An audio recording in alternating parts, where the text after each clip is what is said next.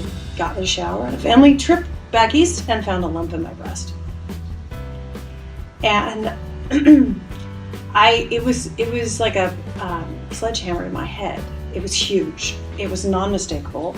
It was not a question of whether there was a lump in my breast. There was an enormous lump in my breast, and I had to deal with it. So I went to the doctor, and he sent me to another doctor, and I went to that doctor, and he did a mammogram and an ultrasound and a fine needle aspiration and all these tests, and everything came back that I was perfectly fine, except I had something the size of a golf ball.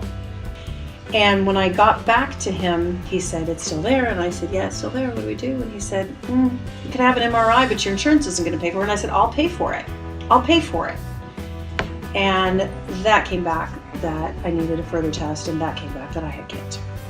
I was deeply, deeply aware that everything I did from that moment forward was teaching our kids how to deal with anything.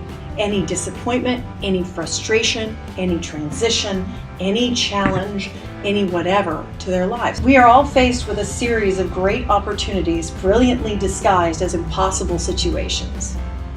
And that was my approach to cancer.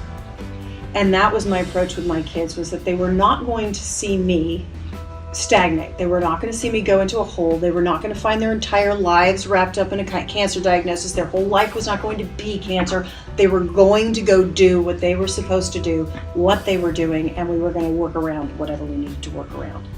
I find that as a parent, the most satisfying thing as a parent is when you have instilled something in your children that they automatically give back to you as their own. So the first time Kate said to me when she was 2 years old, she said, "Can you turn off the water, Mommy?" She was in the tub, and I said, "Okay," and I turned off the water, and she said, "Thank you." I was like, oh wow, I've done it. I was aware that I had two daughters who now had a first-degree relative with breast cancer. They now had a box to check, and I had a mission. I wanted to keep them safe. I wanted to educate them in how to stay healthy their whole lives. My girls were 7 and 11 at the time, and within the classroom of my older daughter, her 6th grade classroom, there were 15 moms, and of those 15 moms, 5 of them had either had breast cancer, would have breast cancer, or did have breast cancer within about 3 years. So that was 1 in 3, and the other was a third of our class.